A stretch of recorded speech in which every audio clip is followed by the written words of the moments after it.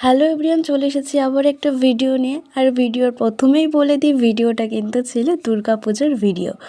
তো সব পুজোই কিন্তু শেষ হয়ে গেছে, তাও কিন্তু আমার এখনও দুর্গাপুজোর রেশ কাটেনি। তো কী আর করা যাবে, এতটাই অলস হয়ে গেছিলাম যে ভিডিও পোস্ট করার হয়ে ওঠেনি। তাই ভাবলাম চলো এখন তো করা যেতেই পারে, আমার বন্ধুরা না হলে একটু মানিয়ে নেবে। তো আমরা কিন্তু সেদিন অষ্টমী রাতে সবাই মিলে টোটো করে ঠাকুর দেখতে বেরিয়ে পড়েছিলাম।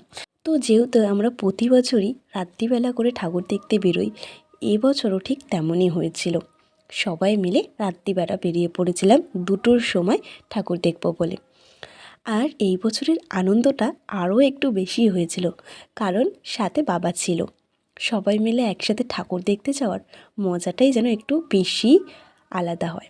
আমার কাছে তো হয়, তোমাদের কার কার হয় সেটা কিন্তু অবশ্যই কমেন্ট করে জানিও। এভাবেই আমরা কিন্তু টোটো করে প্রতিটা প্যান্ডেল কিন্তু গিয়ে দেখে এসেছি, আর ভীষণ ভীষণ সুন্দর করেছিল। আর আমার মতো এরকম মধ্যরাতে কারা কারা ঠাকুর দেখতে বেরো সেটাও কিন্তু অবশ্যই কমেন্ট করে জানিও। আসলে আমাদের রাত্রিবেলা ঠাকুর দেখতে বেরোনোর কিন্তু একটাই কারণ, আসলে ফ্যামিলির সাথে বেরোয় তো, আর এখানে তো বয়স্কও রয়েছে। এবার তারা তো আর কি হয়, সন্ধ্যাবেলা তো অনেকটা লাইন পড়ে, ভিড় হয়, তাই একটা প্যান্ডেলের বেশি তো আর দেখা যায় না। তার জন্যই তাদের সুবিধার মধ্যে ওর জন্য রাত্রিবেলা বেরোই, যাতে সব কটা প্যান্ডেলও একদিনে দেখতে পারি, আর একটু ভিড় কমেও দেখতে পারি, একটু ধীরে সুস্থে দেখার জন্য। তো তোমরাও কারা কারা এরকম করো, এর জন্য রাত্রিবেলা বেরো, সেটাও কিন্তু জানিও। এতে কিন্তু আমাদের বেশ সুবিধাই হয়, একদিনেই সব কটা প্যান্ডেল আমরা ঘুরে দেখতে পারি, আর তারপরেও কিন্তু ধীরে সুস্থে সব কিছু দেখে শুনে বাড়ি আসতে পারি।